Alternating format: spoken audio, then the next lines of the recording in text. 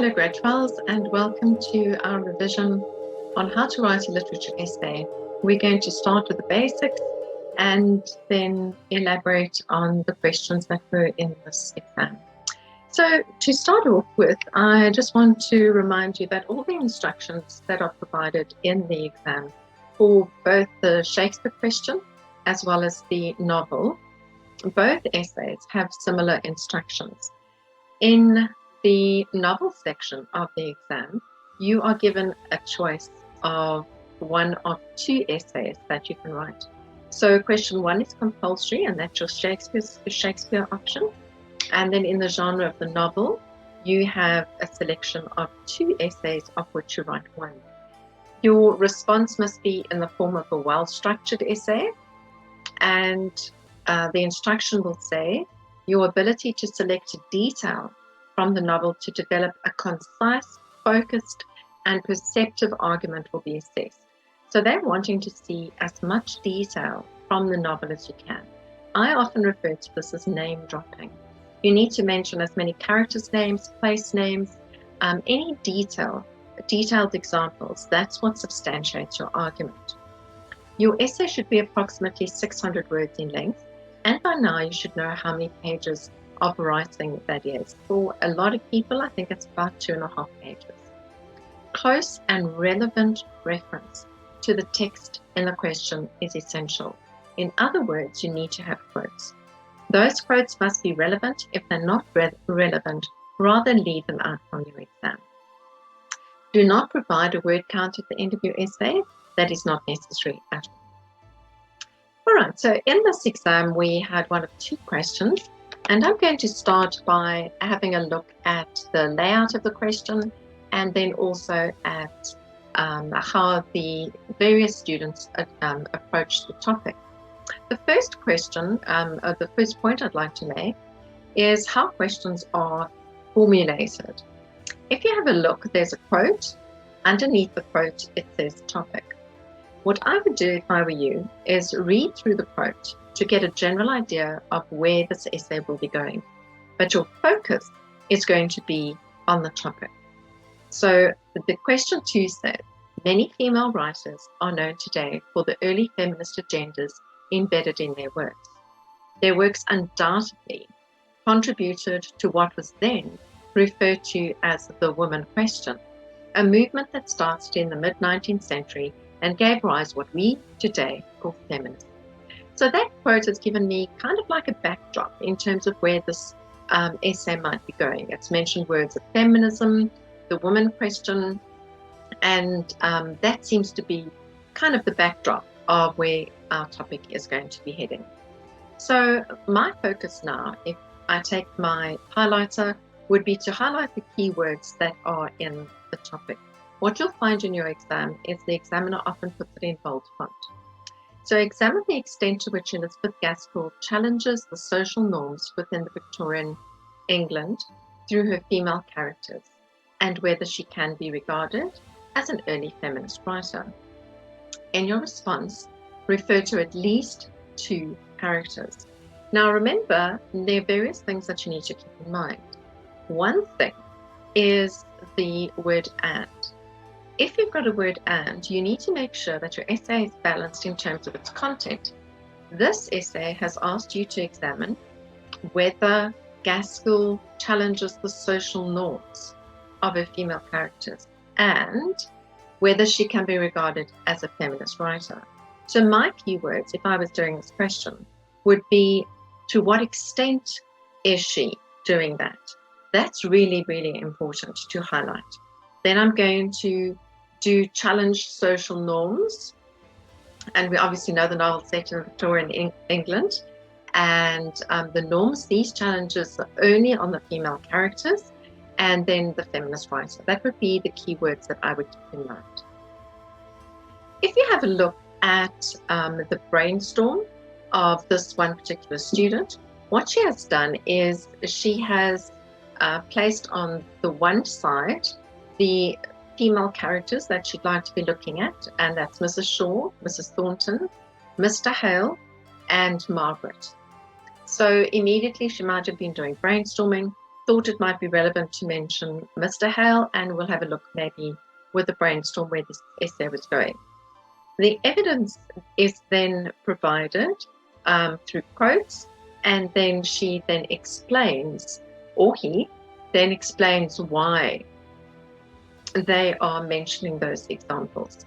So Mrs. Shaw says that she married for money, but she wants a daughter to marry for love. So here's a quote that Edith should marry for love. Love was not on her agenda, because in those days it was quite normal to marry for money. So marrying for wealth or status and no regard for love was the norm. And so Mrs. Shaw is being set up as the epitome of what a normal woman would be like, of that social status or ranking within society. Mrs. Thornton, the quote over here, became so helpless. So despite the fact that Mrs. Thornton appears to be quite the liberal woman, she's not always. And she was defended by a girl. So I'm not quite sure where that comes from, but obviously she'll explain in the essay. She's ashamed that her son, was defended by Margaret during the riot. And so we see a sexist views on society. And what I'm noticing in the amount of examples is there are too few examples to write a whole paragraph on Mrs. Thornton. So you can see that this needs to be elaborated upon. The next tip I'd like to give you is don't rewrite the question. So the question number must be clear, but then the question is then rewritten. Elizabeth Gaskell challenges the social norms within Victorian England through her female characters. So one would think that's the introduction, and then the marker starts reading. In the novel North and South, Elizabeth Gaskell makes us aware of the social norms within the Victorian England through her female characters. Can you see how repetitive that is? It's really difficult to read an essay once you've read the question, then start reading the introduction. It's quite tedious for the marker. So highlight the question you have chosen very clearly. Question number 2, and highlight it, and then start your essay. Please don't forget to underline the title of your novel. Once you've started writing your essay, you need to make sure that you keep to the present tense. Remember that the characters always live within the pages of the book. So here we have a look at someone who has used some good information. So I'd like to start with the linking word. Similarly, Margaret is depicted as a heroine who acts as a foil to other characters. When something acts as a foil, it's the same concept as juxtaposing.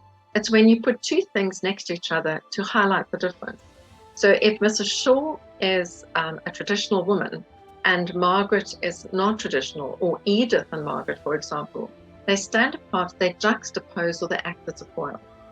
When her cousin Edith marries General Lennox for love, Margaret discarded Henry Lennox's proposal, saying that she has no feeling for him. However, Henry's position as a lawyer and the background he has, considering that any girl should have gone for Henry Lennox. So Margaret does break the norm. In this essay, I'm going to just have a look how beautifully it's written. Your introduction introduces our topic. And so we see in the novel North and South by Elizabeth Gaskell, the female characters challenge the social norms of Victorian England. Gaskell can be regarded as an early feminist writer because the characters that she portrays within the novel have clear feminist agendas and beliefs integrated in their personalities. Female characters such as Margaret and Mrs. Thornton show much stronger signs of rebellion against societal norms in relation to other characters like Fanny Thornton or Edith. These characters serve to juxtapose the less conventional female characters and emphasize their feminist attributes. So what I want to highlight in this essay is how each of the aspects of the question are being addressed. And it's really, really important to see that in writing. So let's take a look at another example. So what I've done is I've highlighted where the keywords have been addressed. So the keywords that we saw in the question were the social norms that were challenged and whether Gaskell can be regarded as a feminist writer. Both of those were of equal importance in the question because the question had the conjunction "and" in it. So if you have a look at this essay, what you'll notice is social norms underlined in orange and feminist writer underlined in green. So in the introduction, this person has mentioned both the keywords or all the keywords that were crucial for the question. Then in paragraph 1, there's reference to the feminist writer. In paragraph 2, there's reference to breaking the norms. In paragraph 3, there's reference to the feminist writer. And then overall, the novel North and South challenges many Victorian societal norms in which Gaskell can be considered as an early feminist writer because how she depicts the protagonist, Margaret, navigating the complexities of post-industrial England. The problem with this is that it doesn't sum up all the points that were made in the essay. If I just read your introduction and your conclusion, I should have a really good understanding of what the essay is about. Let's take a look at another student's essay. One of the tips that I've taught you is to open your introduction with an intention-grabbing quote. It has been said that you strike a woman, you strike a rock. And Elizabeth Gaskell has certainly proved this saying true. Can you see how different that opening sentence is? Immediately as a marker, I want to sit up and listen. I want to read what this person has to say. Because she's not just, or he, not just merely giving me the keywords that bring the topic. This person is very fortunate in that the quote that she studied or has in the back of her mind for the exam was very relevant, and it works in this case. An unapologetic feminist, Gaskell bravely wove her beliefs into her novels, particularly North and South, through the use of female characters who blatantly defy and challenge social norms. Some characters in North and South, such as Mrs. Shaw and Fanny, who was weak, Edith, who is careless and idle, and Mrs. Hale, who was seldom without ailment, play into every stereotype of the day, though Mrs. Hale challenged the norm of marrying for love. Yet, it is characters such as Margaret Hale, Mrs. Thornton, and Bessie Higgins who put the other characters to good use as foils. They challenge the social norms to a greater extent because Gaskell can be regarded as an early feminist writer. So what makes this a brilliant introduction? It is slightly long, I would agree, but all the key words from the question are mentioned. The introduction also mentions who will be discussed in this essay. So I have the feminist, keyword, the social norms, highlighted in green and orange respectively, and then the characters that are going to be addressed or looked at, even though it says you must speak about a minimum of 2.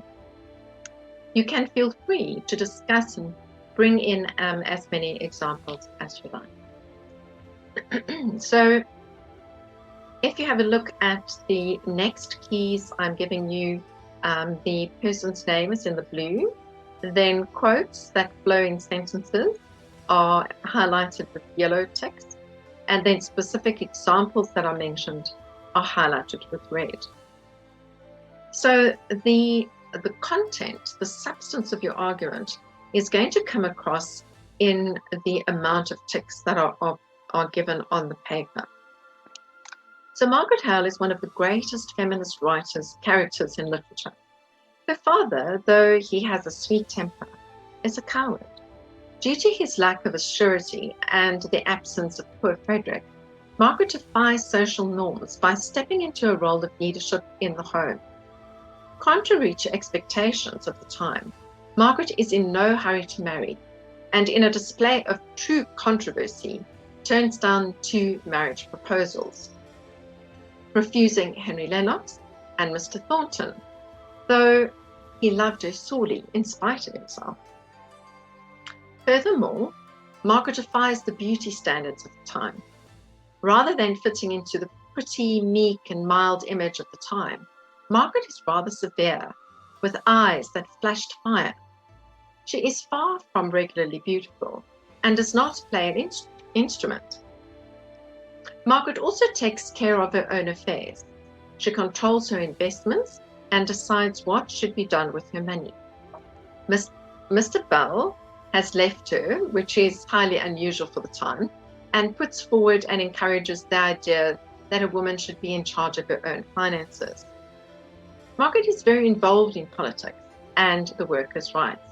She challenges the norms by befriending Bessie and challenges gender roles when she defends Mr. Thornton from the angry mob. Thus, we see that Margaret challenges social norms and establishes Gaskell as an early feminist writer. In the same vein, Bessie Higgins challenges social norms. She's outspoken about the plight of the working class. She's undeterred by the class difference between Margaret herself, so queenly, and herself. Bessie, as a working class woman, should be meek and submissive. Rather, she defies these social norms. She's outspoken about the workers' rights, and she openly challenges her father and is very invested in the politics of the day.